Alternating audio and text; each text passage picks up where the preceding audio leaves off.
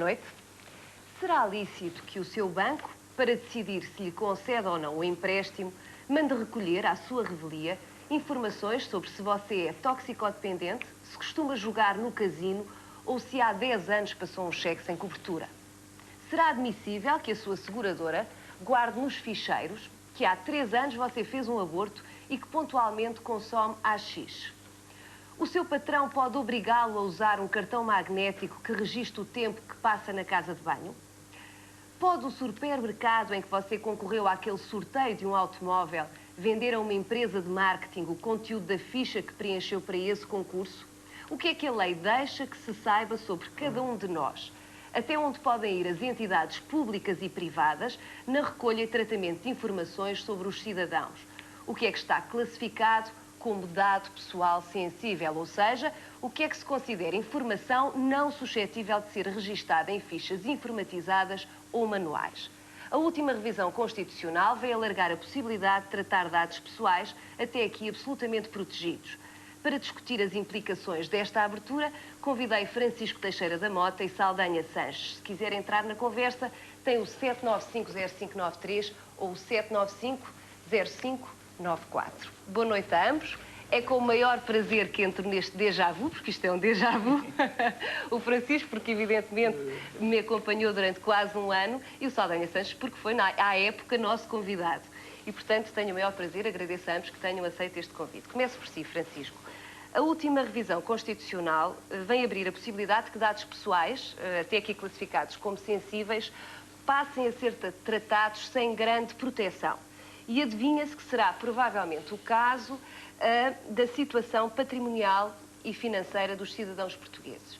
O que é que acha sobre isto? Pois, realmente a alteração da Constituição, do artigo 35º, vem permitir que, com consentimento ou com garantias dadas pela lei, que não se sabe ainda quais sejam, determinado tipo de dados pessoais possam ser tratados, quando antes havia uma proibição absoluta, excepto quando fosse para tratamento estatístico não identificável. Sim, ou em casos de investigação criminal. O que nos faz prever que, eventualmente, a lei venha a ser alterada, a Lei 10/91, que regula esta questão, venha a ser alterada. Por outro lado, também houve uma diretiva da comunidade que foi transposta e, portanto, é natural que isso aconteça. Se me pergunta se eu acho bem ou se eu acho mal, acho que não é fácil dizer imediatamente se é bem ou mal. Quer dizer, eu admito que é necessário abrir um pouco mais, relativamente a questões patrimoniais e financeiras, o acesso a determinados dados. Penso que é um caminho perigoso e que, portanto, é preciso haver o máximo de salvaguardas possível. No que é que se traduziria isso na prática para que as pessoas alcancem exatamente o que é que se está a falar aqui? O problema é, por exemplo, poderá a administração fiscal... já que temos aqui... Poderá a administração fiscal... Está a adorar a perspectiva. Poderá a administração fiscal ter acesso aos ficheiros da Segurança Social, aos ficheiros bancários, aquisições nas lojas de luxo ou sem ser de luxo, aos cartões de crédito, à aquisição de viaturas. Quer dizer, até que ponto é que se pode ir e o que é que justifica que se possa ir? Porque o problema que se põe aqui é, há sempre necessidades da parte do Estado relativamente a estas questões que são razoáveis. Depois haverá outras que são duvidosas e há outras que devem ser mesmo perigosas. O problema é conseguir definir o que é razoável, o que é duvidoso e, portanto, se pode... Francisco, agradável a formulação anterior, que de resto ainda está em vigor, porque a Lei 10/91 não foi aprovada. O que se põe é que também é um problema... os dados, a situação patrimonial e financeira das pessoas é uma informação reservada. Claro, e reservada. E, portanto, Saldanha Sanches. Mas não é íntima, porque convidará a distinguir entre o reservado e o íntimo. O íntimo é a esfera máxima da proteção. Sim, mas a lei 10/91 faz alusão à vida privada, não faz essa distinção entre vida íntima e vida privada. Deveria fazer. Aliás, está em vigor. reparemos, a lei é extremamente casuística, parece mal redigida, ainda tem a marca do seu nascimento, e foi a reação pós-25 de Abril, saudável, mas excessiva, contra os perigos da PIDE. Que podia vigiar as pessoas, podia ter um computador, mas isso vigiar... a Constituição, a Lei 91... Acha que a Lei 91... São basicamente, o texto constitucional proibia tudo, os sistemas informáticos, a informática como um mal absoluto, coisa perigosíssima. Tudo o que fosse recolha de informações era suspeito. E informática é mais suspeita ainda. Bom, mas nós temos de ver que este tipo de cuidados, por exemplo, como a criação da Comissão de Proteção dos Dados Informatizados, em França aconteceu em 78, não tinham tido a PID. Sim, como é evidente. Existe pela Europa toda. Mesmo assim, convidados de distinguir, reparemos, em 78 estávamos em plena Guerra Fria. E a Guerra Fria foi uma causa tão profunda de violação de intimidade das pessoas como o próprio regime fascista, como é evidente. Por isso mesmo, se há uma Guerra Fria, há uma intromissão permanente dos serviços secretos na vida dos cidadãos. E a necessidade de defesa parte daí, porque, atenção, as necessidades da defesa partem também da ameaça latente. Eu penso que mas nesse sistema francês não foi isso. Eu acho que o que aconteceu mais e o que acontece mais, bom, não no sistema americano. No sistema americano é mesmo só as preocupações com o governo. Quer dizer, relativamente às utilizações comerciais, é quase completamente livre. Há uma grande utilização dos bancos de as questões dados comerciais não podem usar a intimidade também. Aliás, no nosso caso, então, também protegida. A defesa da intimidade tem que ser eficaz em relação à banca ou em relação ao governo. Por isso é um pouco risível dizer que o acesso à conta bancária viola a intimidade, porque a banca não pode ter acesso, nem deve ter acesso à intimidade das pessoas. São os patrimoniais. Pois. Sua vida particular. Olha, sua vida íntima. assim, se me permite, a sexualidade e dinheiro são dos temas que mais povoam o universo da intimidade. Convém distinguir. Quando se sexualidade com dinheiro, chegamos a coisas um pouco pornográficas. Enfim, não é de bom tom falar nem de uma coisa nem de outra. E poderá não ser de bom tom, como é evidente. exclusivamente às normas Estou de sociais. acordo com isso. Enfim, mas o Mas não tem o mesmo legislador, grau. mas com certeza, mas o legislador, em todo o caso, não é um ET. Emana de todo este caldo em que vivemos e, portanto, não me parece que só perante uma ameaça, no caso da Guerra Fria ou no caso de um regime totalitário, se possa tentar, não sei, já estou aqui a assumir, proteger a intimidade e a privacidade das pessoas. Está ameaçada, a intimidade. Porque vejamos. Aí já não está ameaçada, já. Está devassada. Está violada. Está O risco que nós corremos, eu penso que o problema que se põe é o seguinte.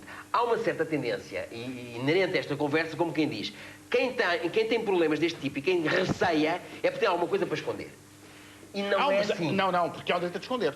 Quê? Há o direito a esconder, quer dizer, há o direito Não, a mas é esconder. porque a pessoa tem receio porque fez alguma coisa errada. Há uma lógica atrás disto e não é verdade. Errado é um julgamento moral. É uma questão, há uma parte é uma questão da de vida liberdade da pessoa. que temos o direito de esconder. Agora, Se me permite, eu acho que talvez esconder não seja a expressão reservar. É uma expressão provocatória. Reservar, talvez esconder. Não tem de ser observada. É que esconder pressupõe, como diz o Francisco, que há alguma coisa... Não, reservar é esconder. Bom, de alguma forma, coisas, nenhum problema, escusado será dizer escondemos que o o corpo com roupas, por exemplo, não há problema, não é? Escusado será dizer, já o disse de todas as maneiras, que o Saldanha Santos, obviamente, não vê como preocupante que a situação patrimonial e financeira dos portugueses deixe de ser um dado sensível. Não, mas é um dado reservado. Evidentemente, podemos aceitar que o Estado controle o património dos cidadãos por razões de controle de combate à corrupção, de combate à fraude fiscal. É possível, com alguma reserva também, mas isso não tem que ser tornado público. Não há nenhuma razão para que a conta bancária seja pública, não tem que ser. Mas isso é com uma confiança no Estado... Não é confiança no Estado, vamos lá ver. Bem, vamos cá... Não é confiança no Estado, mas vamos lá ver. Se nós queremos um mínimo controle social, não podemos também considerar que o Estado está sempre sob suspeita, que está lá e não professor Salazar, o Estado não está. Não, isto não é que ele funcione bem. Isso. Mas é que o controle social feito pelo Estado é algo indispensável. Temos que aceitar até um certo ponto. Claro. O não controle social vai dar depois vamos analisar então isto ponto por ponto, claramente.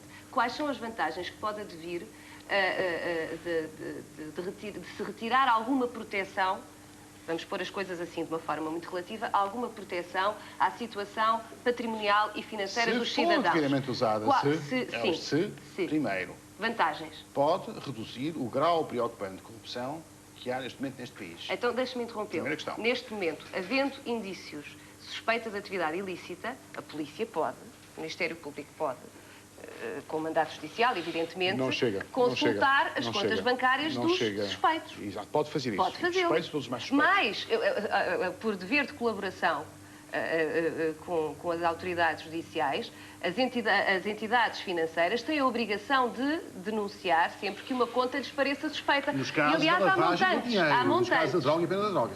Não há nenhum dever de denunciar. Há montantes mínimos, mas não há nenhum dever de denunciar em caso de corrupção. Ou seja, um banco banco há um dever de denunciar em caso de lavagem de dinheiro. Alguém recebe um pagamento de 100 mil contos. É uma percentagem dada a um alto funcionário ou a um dirigente partidário para obter uma empreitada. O banco recebe os 100 mil contos e a quantia é suspeita. O banco não tem nenhum dever de revelar aquilo. Recebe 100 mil contos de uma pessoa que, enfim, é um cigano de Vila Verde, com 100 mil contos no banco. Aí A suspeita é que seja tráfico de droga. Os cigarros não podem ser comprados para obter empreitadas, como é sabido, não têm poderes nesse campo. E aí tem o dever de denunciar. Mas a lei é bastante dúplice.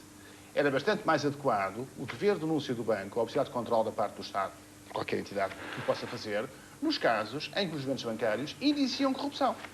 E essa corrupção pública só pode ser controlada de forma eficaz através do controle da conta bancária, que geralmente é feita pela Administração Fiscal, que a faz com fim primário, que é controlar a fraude fiscal, mas tem como objetivo secundário importantíssimo manter a corrupção nos países a um nível, digamos, aceitável. E parece-lhe que a lei, tal como se apresenta neste momento, não ajuda. Não ajuda. Bem, O grau de corrupção que nós temos... Aquilo que está a dizer será música para a Polícia Judiciária, que anda a dizer isso há imenso tempo. Embora, Sim, é verdade, embora a questão fundamental, no caso de crime, penso que transcendesse, transcendesse o acesso mais fácil ao conhecimento do património, da situação patrimonial e financeira. E há casos que são inteiramente visíveis. Que seria verdadeiramente o grande passo aqui, se me permitem, para avançar um bocadinho nesta conversa, o grande passo aqui seria a inclusão na lei portuguesa da figura da inversão do ónus da culpa. Em casos bem limitados, porque isso é muito perigoso, como é sabido. Bem, em casos muito limitados, em casos muito limitados. Porque eu acho que aí entramos na linha de que o talvez conviesse, não, atenção. Se me permitem, talvez conviesse a um dos senhores explicar o que é que isto significa. É aceitável que alguém que tem na sua conta bancária 500 mil contos seja obrigado a explicar como é que os obteve. Esta inversão de ónus da prova diz respeito apenas à aquisição de bens, em casos muito particulares. Não é a questão da inversão de ónus da prova, é até criminal. Não tem nada que se pareça com isso. O dever da prova é sempre do Estado. Então, mas é que o que acontece aí é que já há uma presunção de culpa sobre a pessoa, isto é, a pessoa tem de alguém que tem um rendimento normal e que de um dia para o outro aparece com uma conta brutal no banco, faz um depósito enorme, terá que justificar, simplificando, terá que justificar onde é que foi buscar esse dinheiro. Evidentemente. Portanto, não é uma eventual acusação que tem que se esforçar para fazer a prova. A prova é muito fácil. Alguém tem 500 mil contos do banco, pronto, então de duas uma, ou tem uma origem ilícita, e nesse caso a prova é facílima, está tudo documentadíssimo, em contabilidades de empresas, em recebimentos que se fez, nenhum problema, ou tem origem ilícita, e nesse caso já é difícil para justificá-lo.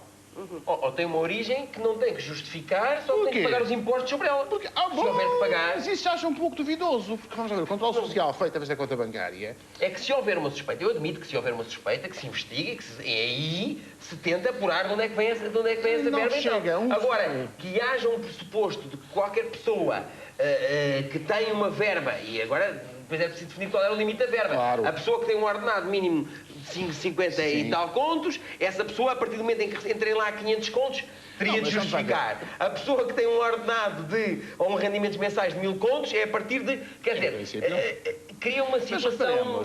Eu sou muito sério em relação ao combate à droga. Um combate perdido, isso é assim um combate perdido. Sim, mas se ele tivesse alguma seriedade, passaria pelo menos por medidas como essa.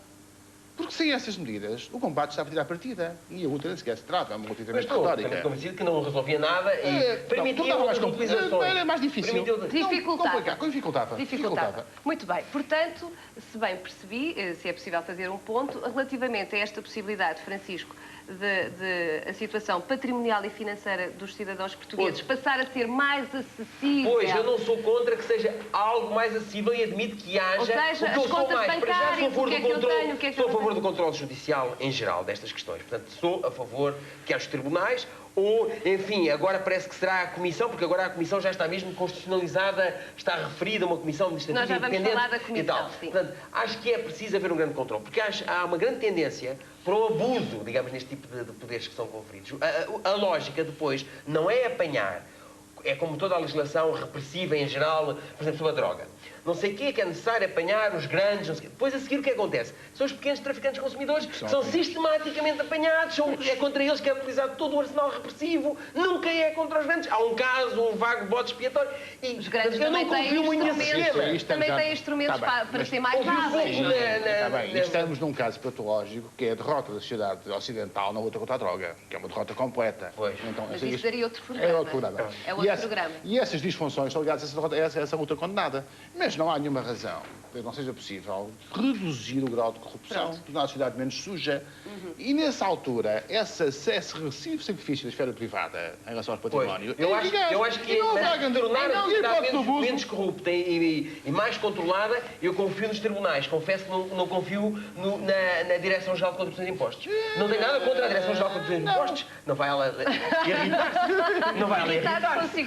Mas Gassal pode ter alguns problemas. Às vezes a coisa mal disposta para o sono, não é? Mas confio mais nos tribunais para esse tipo de controle, para esse tipo de atuação. Adiante desta conversa, eu penso que ambas as posições estão claras. O Saldanha Santos, obviamente, defende que é mais um instrumento para ajudar, ainda que sem grande esperança, ao combate à corrupção, enfim, em geral, sem grande esperança no que respeita ao combate à droga. Vamos concentrar-nos num ponto que diz seguramente respeito a grande parte da população portuguesa, não porque prevarique, mas porque ou prevaricou alguma vez ou porque já foi vítima desta situação. Cheques sem cobertura. Primeiro, por exemplo, dívidas é um escândalo. Primeira questão. Pronto. Não é aceitável. Não é disso que aqui Gente trataremos na cadeia, esta 10 noite. anos de cadeia por cheques sem cobertura é um escândalo, aliás, em termos constitucionais. E não é aceitável. um escândalo que, após o período de expiação, que se não estou em erro são 2 anos, quando um cidadão qualquer, por lapso ou sem ser por lapso, passa um cheque sem cobertura. E às vezes as quantias que dão origem a esta situação até são irrisórias. E tem o período, que se não estou em erro, de expiação, enfim, é de 2 anos, ou seja, 2 anos impedido de passar cheques. É o processo administrativo. O processo administrativo, sim. exatamente. 2 anos impedido de passar cheques, enfim, a informação sobre o facto circula entre bancos, difundida primeiro pelo Banco de Portugal e depois entre bancos, há a liberdade para que esta informação circule, mas ao que sei, passado 2 anos, é suposto que se apaguem dos ficheiros dos bancos esta informação, porque é suposto o caso estar regularizado e volta ao contador a zero e o cidadão pode partir para outra com essa experiência traumática. Esperemos que tenha sido pedagógica. Esperemos que tenha sido pedagógica.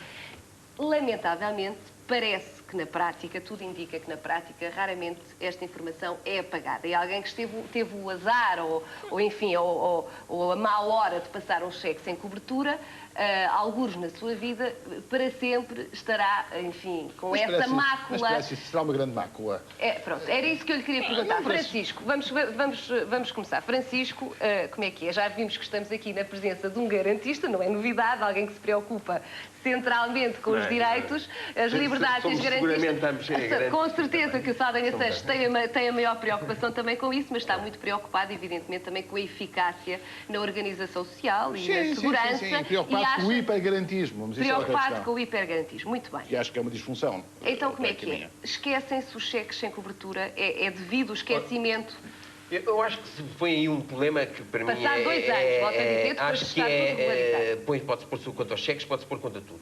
Eu acho que um direito ao esquecimento, numa sociedade como a nossa, em que a informação circula de tal maneira, em que é possível armazená-la, conservá-la e, digamos, colocar um ferrete sobre as pessoas para todo o sempre, é essencial. E, portanto, quer dizer, não sei se é 2 anos que deve ser o prazo, quer dizer, não sei em termos de eficácia do sistema se deve ser 2 anos, se é de mais ou é de menos. Dependerá da situação. Mas, quer dizer, o que me parece é que tem de haver, de facto, esse direito ao esquecimento. Tem de haver um direito a que as máculas, os erros, os crimes sejam apagados, pelo menos para uma grande parte das consequências, nomeadamente a nível bancário. Acho perfeitamente lógico que ao fim de algum tempo isso desapareça, se não houve mais nada quanto a essa questão. Ao fim de algum tempo, se é 2 anos ou 2 anos, é isso que confesso que não tenho elementos para perceber. É conveniente distinguir. Se há um crime grave, esse crime é infamante nos termos clássicos e deverá ser esquecido. Esse direito parece-me indiscutível. Alguém que cometeu um crime pode reabilitar-se.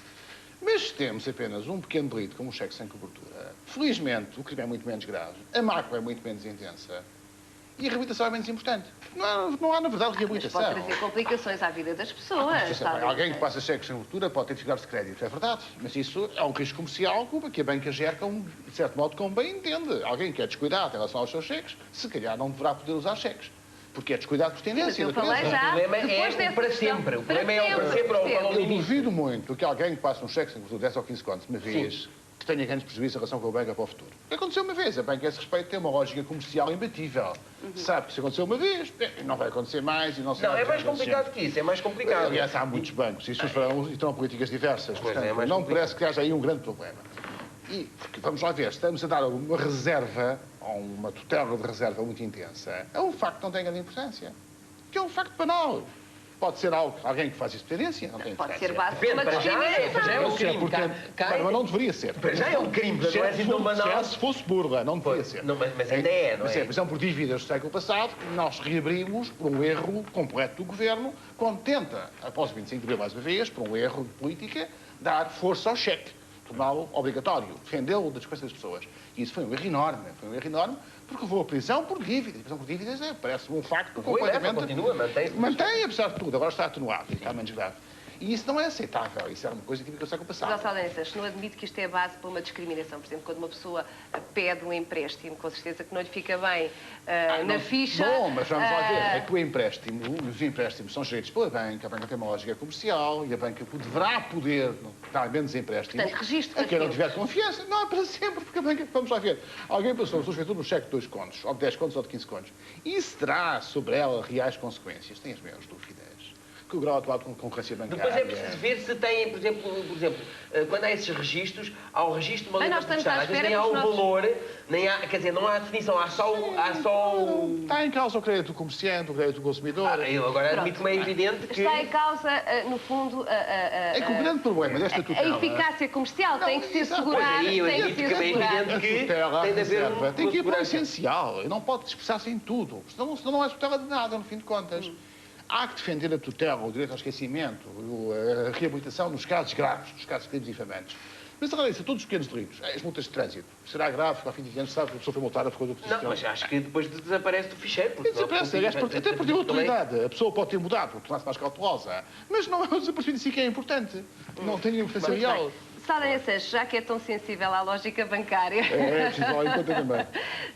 acha adequado que as entidades financeiras recolham informações? Eu não estou aqui a imputar, evidentemente, a responsabilidade deste ato a ninguém em particular, nem a nenhuma entidade em particular. Enfim, são informações que circulam, isto nem sempre é de fácil prova, mas que sabe, consta, há notícia de que recolhem informações sobre o perfil pessoal, eventualmente de candidatos a crédito, sei lá, por exemplo, como eu dava o exemplo no início, se calhar processo, se calhar paródico, enfim, esperemos que sim, para não sermos excessivamente orwellianos, a paranoia do Big Brother, olhar para nós sempre, mas, por exemplo, se um candidato ao crédito de um banco é toxicodependente, se joga no casino. Voltamos à droga, que é um caso complicadíssimo. É um caso complicado, é um dos casos sensíveis. Que é um crime que não devia ser crime. E, portanto, se é um crime, o banco poderá conhecer. Mas como não devia ser crime, tudo isto está muito complicado. Parece ilegítimo Eu que ia, os bancos... eu ia para o casino, que é uma coisa mais simples. Alguém joga no casino. Porquê é que o banco não há de saber? Não vejo nenhum problema nisso.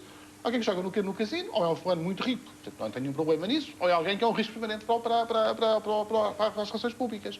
Porque pode arruinar-se rapidamente. Nessa altura a banca pode sabê-lo. Aliás, é um ato público.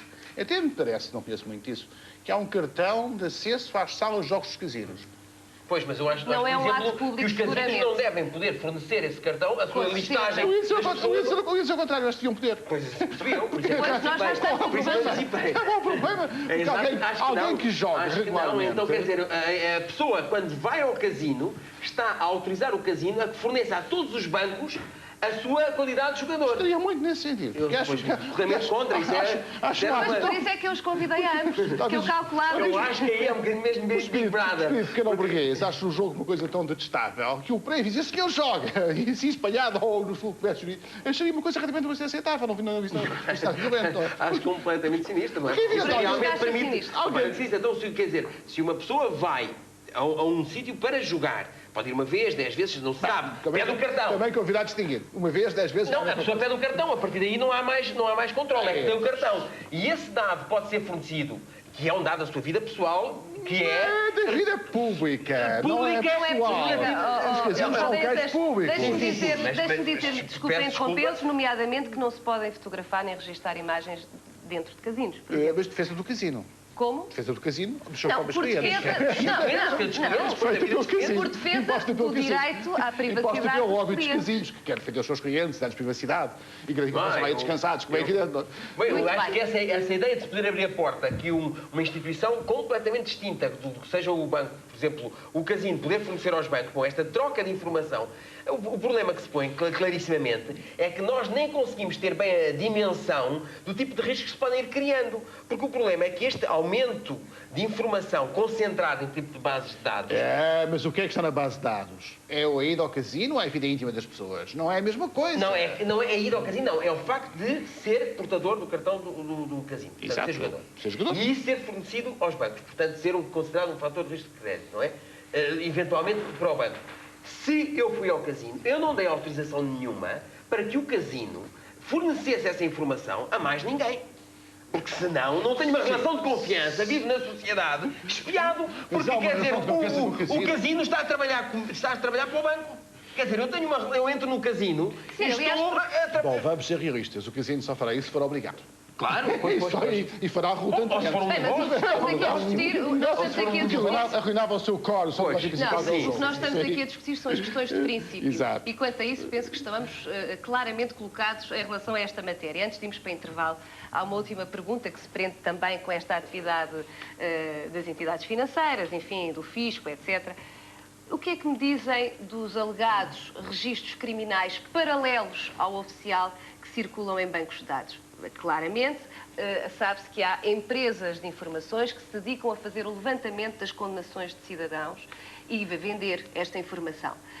Isto é ilegal? Isso é um crime. Isto é ilegal.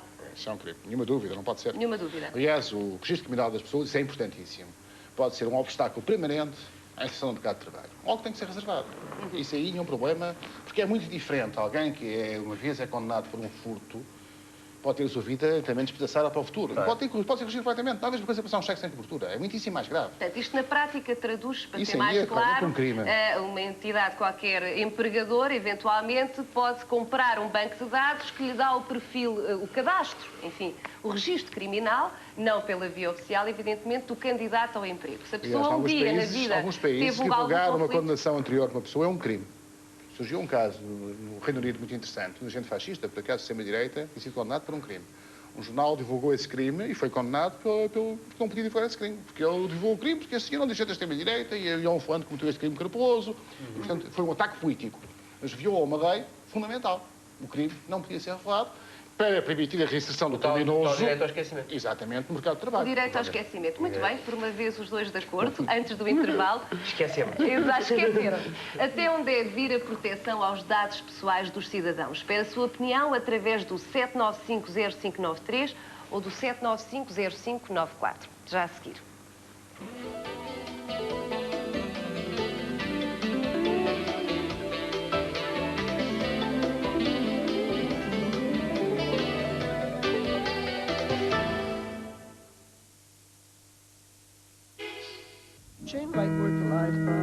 Das ruas sujas de Oregon até Itália. Uma jornada em glória à procura da mãe. E no final, o regresso a um destino sem saída. Esta quinta-feira, River Phoenix e Keanu Reeves vão meter-se a caminho de Idaho. 5 noites, 5 filmes. Na RTP2, o bom cinema sempre à mão. A campanha eleitoral terminou. Você já suspira de alívio, mas não deite foguetes antes da festa. Há quem já esteja a pensar nas próximas eleições e seja capaz de tudo para caçar o seu voto. Prepare-se, Michael J. Fox está de volta. E com ele traz uma equipa desastrosa e uma namorada pronta a apanhá-lo no mais pequeno deslize. Quinta-feira à noite, Cidade Louca, na RTP2.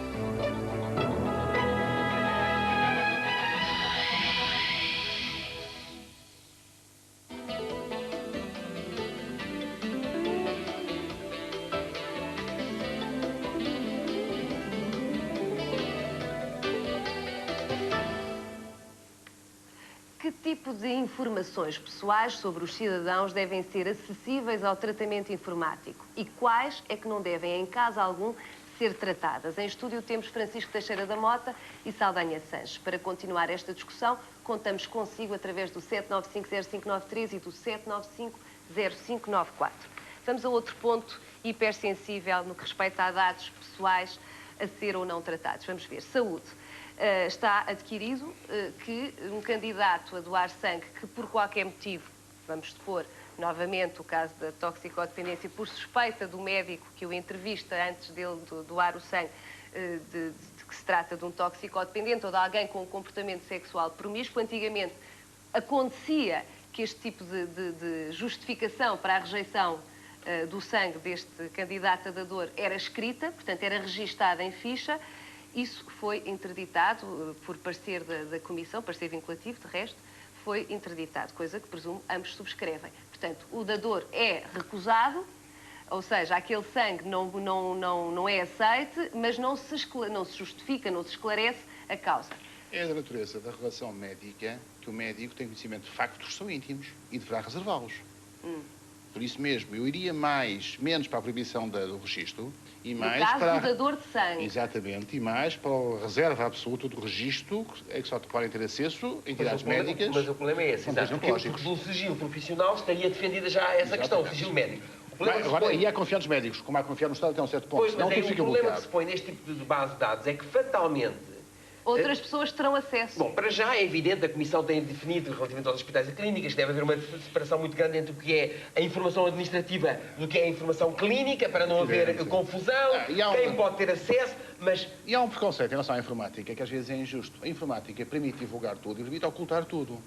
Pois. A informática permite também que o acesso seja só de um certo de pessoas devidamente credenciadas. Comece por outra questão, sabe? Nessa, que é assim, quem é que nos garante a nós que não existem bancos de dados de que a Comissão de Proteção para os Dados Pessoais Informatizados nem sonha? Seguramente.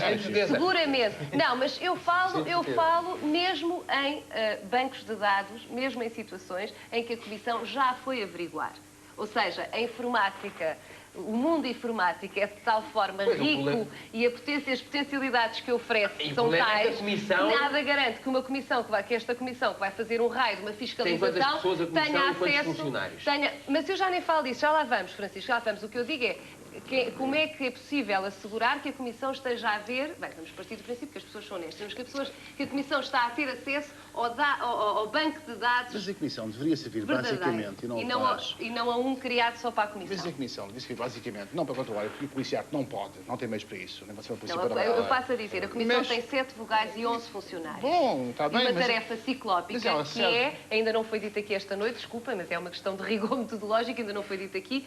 Uma das vocações da Comissão é precisamente registar e autorizar os bancos de dados todos do país, que se estimam em 10 mil. Neste momento a Comissão tem entre 2 a 3 mil bancos de dados registados e depois fiscalizar os termos. Nós nunca dissemos domínio da Comissão, não é? Comissão de Proteção Nacional de Proteção de Dados. Mas o número de telefone está a passar. Mas isso terá algum sentido. Eu tenho na minha casa um fecheiro de autores que consulto regularmente. Serão dados pessoais e eu levar esse fecheiro à Comissão no meu computador. Não parece que seja o caso. Não parece que seja o caso. Realmente a questão não é registrar os dados. Não, mas põem-se problemas de facto curiosos. Já pode, por exemplo, a criação, por exemplo, de dados nos órgãos de informação. Por exemplo, relativamente a pessoas. Olha, isto é uma questão complicada. Não, mas atenção. Por isso é que eu penso que a Comissão, o que devia fazer, não faz, não é capaz, é definir princípios. Não, mas a Comissão não tem que definir princípios. Tem retirado casuisticamente. Ela não tem sido capaz de produzir jurisprudência que seja acatável e que seja uma autoridade oficial específica. Tem coisas boas, tem coisas péssimas também. Não, agora, eu posso dizer... Claro que é mal dotada, não lhe dão dinheiro, não é? A Comissão é uma coisa menor. mais poder e mais meios. Vamos lá ver. Saldanha Sanches. Pelas posições que tem defendido até aqui, é evidente que não pode simpatizar com a Comissão. Mais dinheiro, mais meios. Melhores juristas. Dava apenas isso.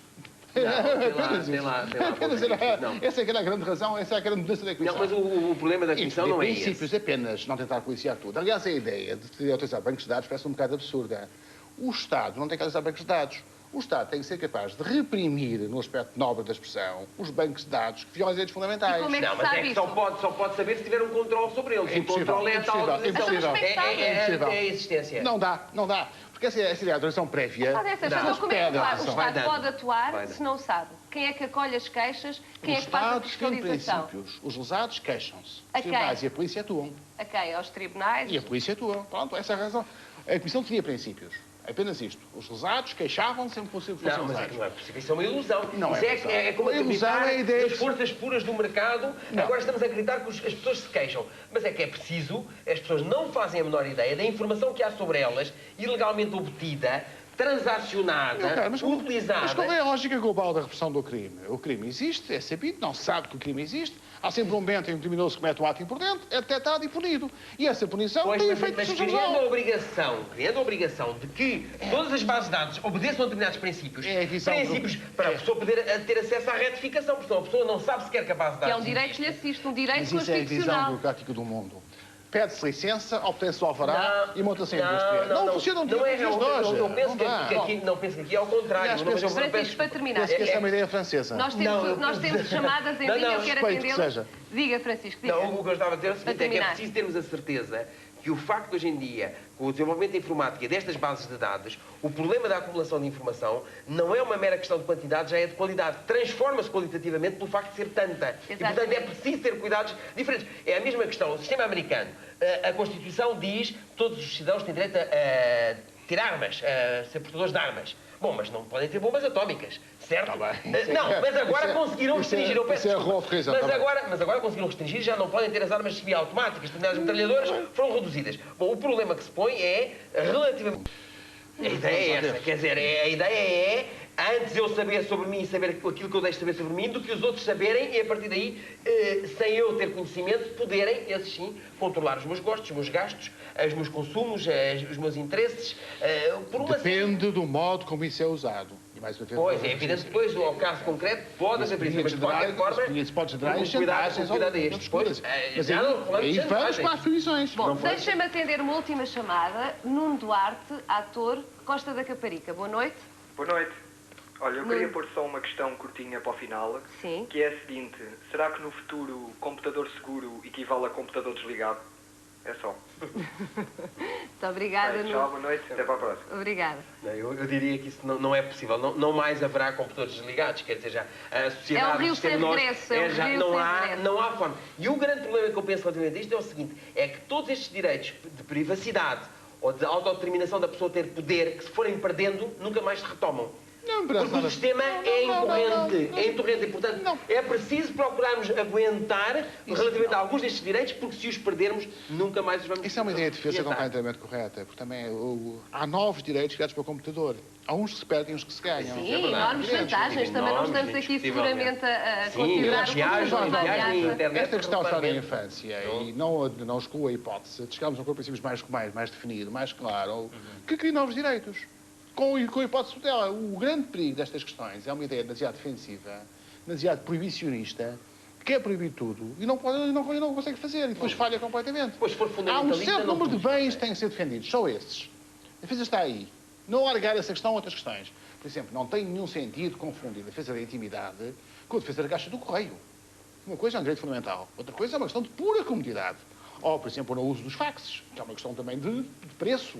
Alguém que envia o fax e está a gastar... Tem a ver com a privacidade, isso tem a ver com a intimidade da pessoa. São novas de ração, quer dizer, a mercearia não pode encher o passeio com caixotes. Remetem por problemas de princípio e conceptuais, e foi aquilo que discutimos aqui esta noite. Eu agradeço a ambos, sobretudo porque se mantiveram fiéis ao antagonismo que eu previa à cabeça até ao fim do programa.